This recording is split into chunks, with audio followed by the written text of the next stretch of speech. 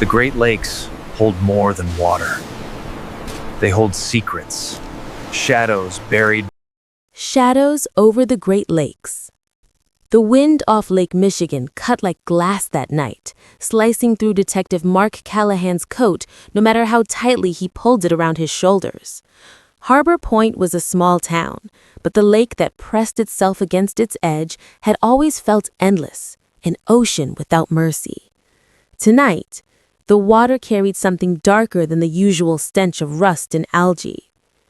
The call had come in at 11:47 p.m.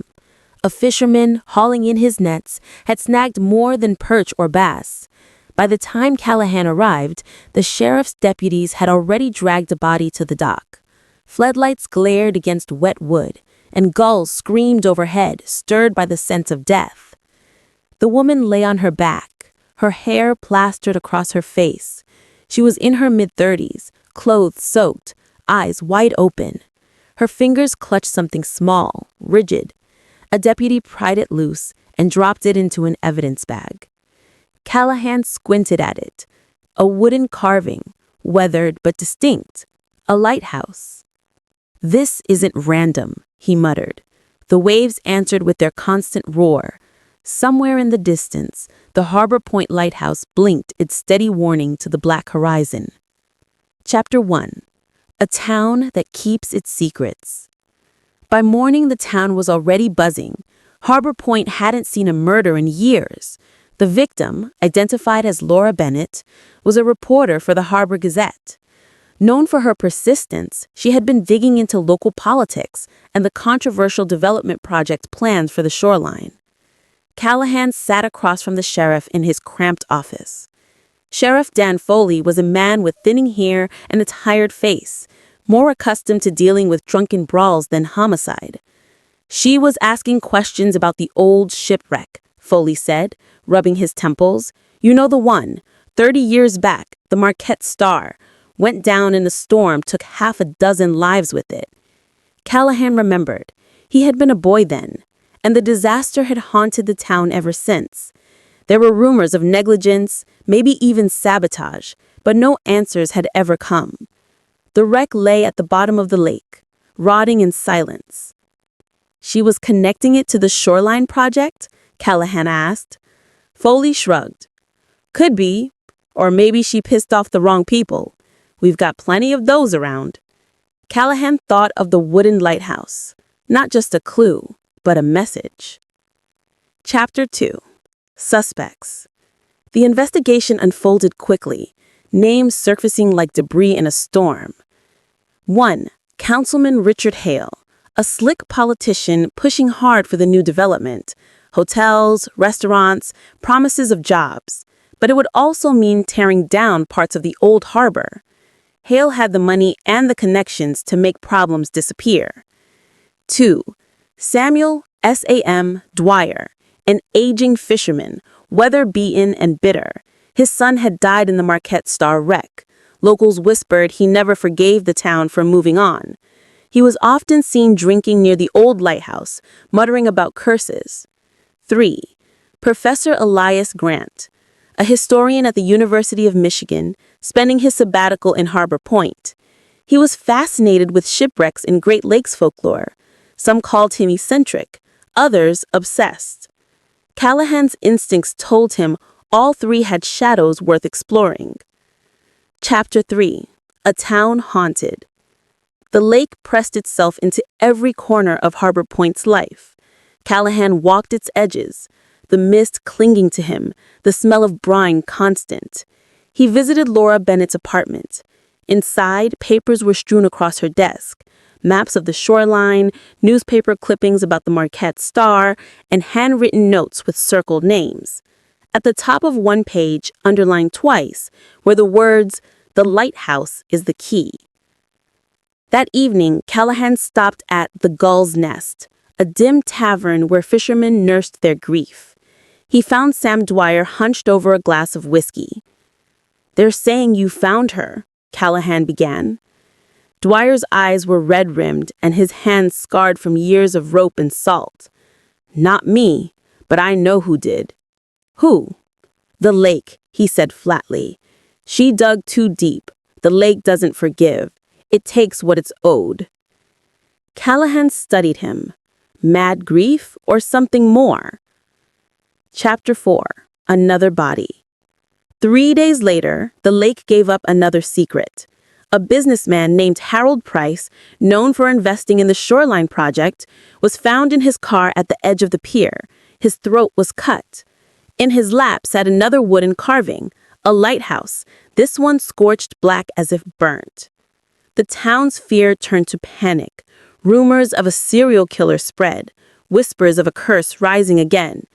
Sheriff Foley looked older by the hour. 2 victims in a week, Mark, both tied to the development, both tied to the wreck. And both holding lighthouses, Callahan said.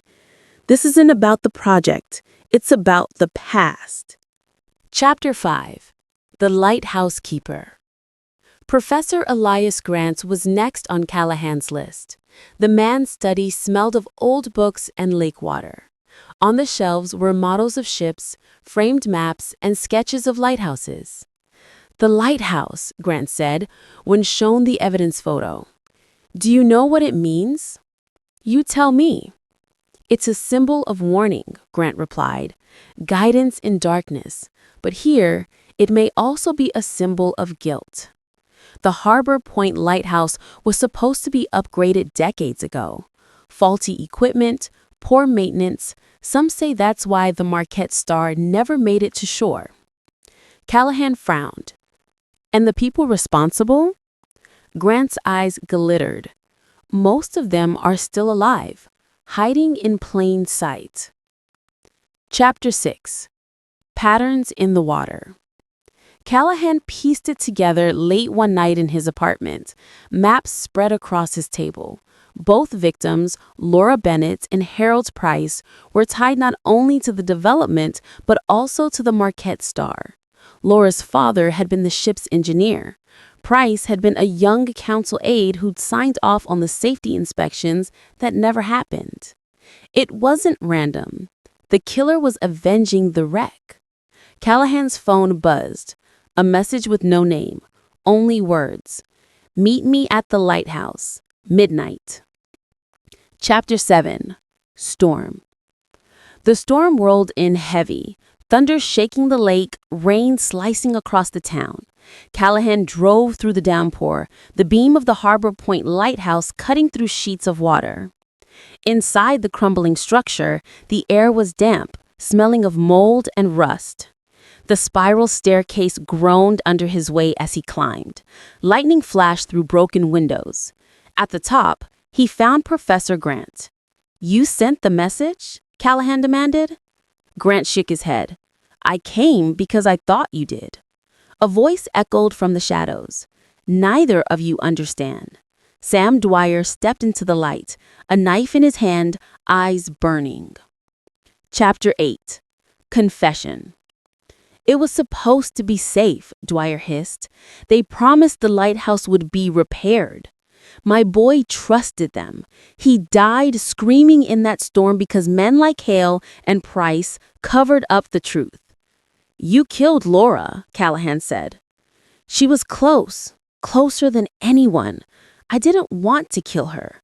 But when she saw what I had, I couldn't risk it. He pointed the knife toward Callahan. Price deserved it more. And Hale's next. Lightning illuminated his face, twisted with grief. The lighthouse was their failure. Now it's their marker, their judgment. Chapter 9.